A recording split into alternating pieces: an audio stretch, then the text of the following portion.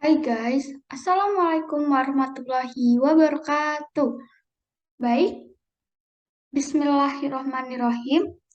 Perkenalkan nama saya Revi Mariska dengan NPM 254181012.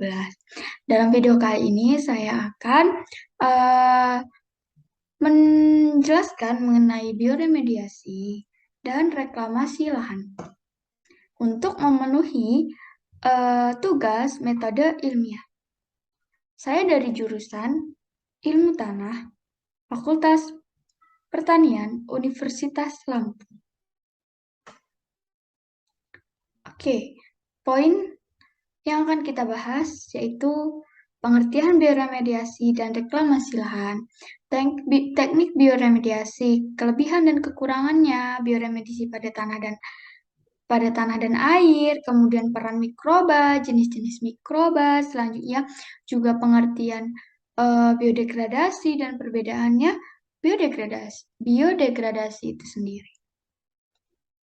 Poin yang pertama yaitu mengenai pengertian bioremediasi.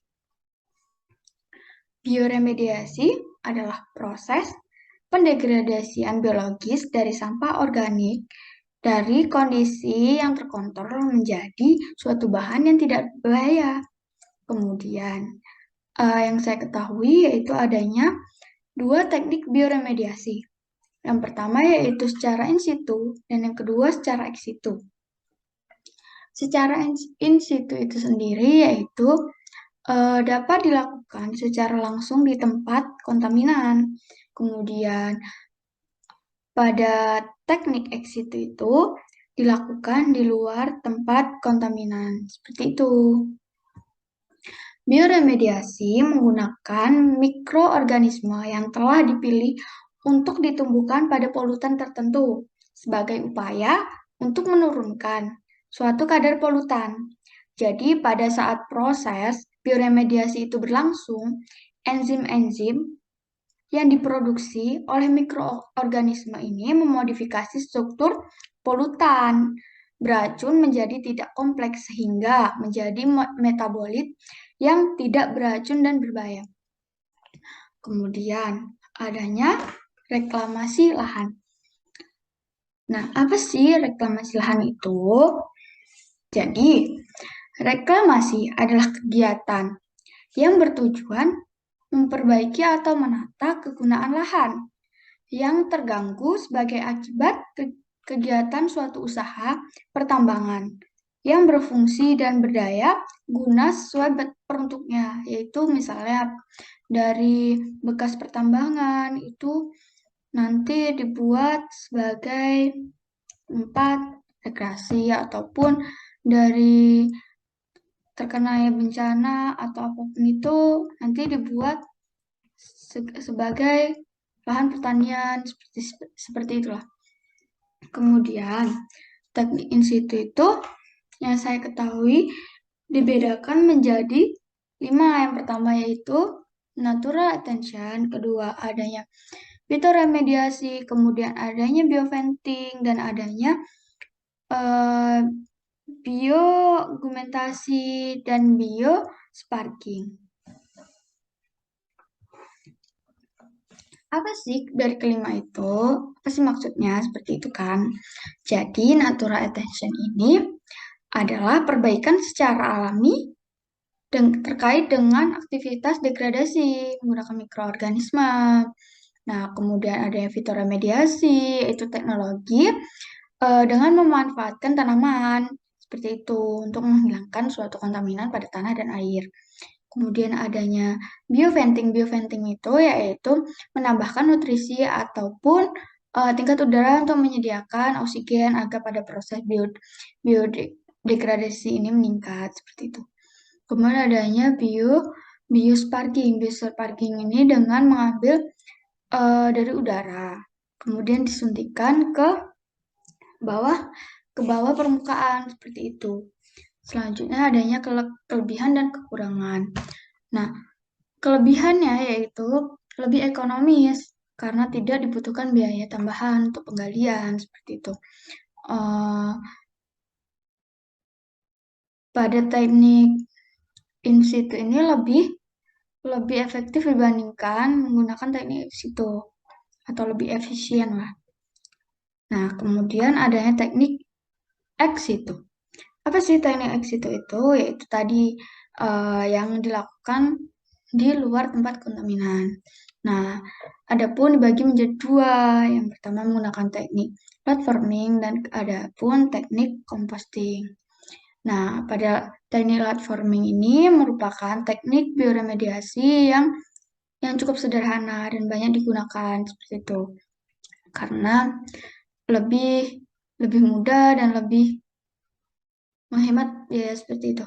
Kemudian vermicomposting atau teknik composting ini merupakan teknik bioremediasi ex situ yang melakukan kombinasi antara tanah terkontaminan dengan yang mengandung pupuk kompos ataupun senyawa organik seperti itu.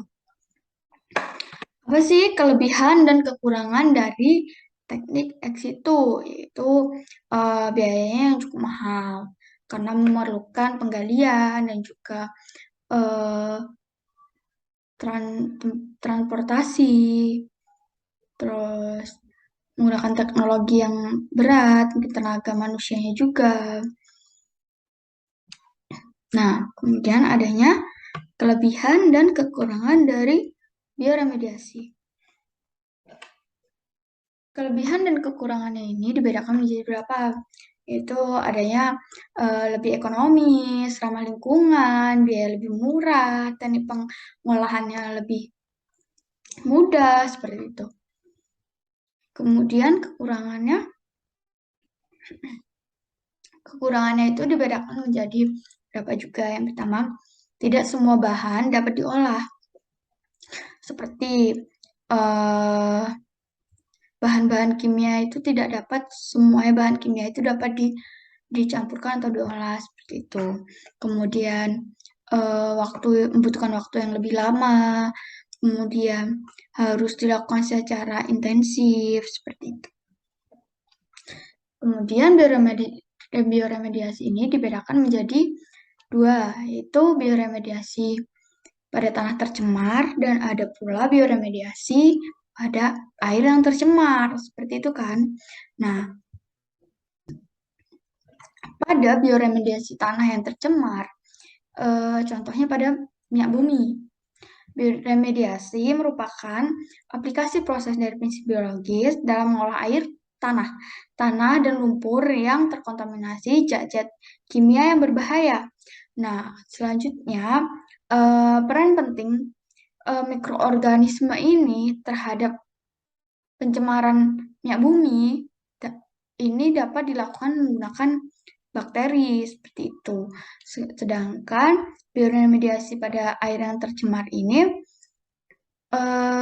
juga dapat dikendalikan dengan upaya, contohnya sih ya, dengan isolasi bakteri. Sehingga isolasi bakteri ini jika dilakukan dengan baik dan benar, dapat menentukan bakteri yang cocok dalam proses remediasi air limbah yang pada remediasi air limbah seperti itu. Sehingga kinerja penurunan kadar polutan ini menjadi optimal. Nah, adanya peran mikroba dalam bioremediasi. Nah, peran mikroba ini juga sangat berpengaruh penting terhadap bioremediasi. Contohnya menggunakan bakteri Bacillus atau Pseudomonas sp. Nah, dan banyak banyak banyak banyak yang lain juga yang dapat digunakan. Itu hanya beberapa contoh yang saya ketahui juga. Seperti itu. Bioremediasi yang melibatkan mikroba. Ini yang banyak digunakan yang saya ketahui yaitu dengan biostimulasi, biogumentasi, dan bioremediasi intrinsik. Kalau bioremediasi intrinsik ini, jenis ini itu tuh dilakukan secara alami, tanpa campur tangan manusia dalam air atau tanah yang tercemar, seperti itu. Sedangkan biogumentasi ini dengan cara penambahan atau salah satu jenis satu atau lebih mikroorganisme sebagai perbaikan sifat. pada tanah ataupun air. Kemudian jenis mikroba ini yang saya ketahui ada 4. Yang pertama adanya alga, kemudian fungi, kemudian bakteri, ragi atau yeast. Seperti itu.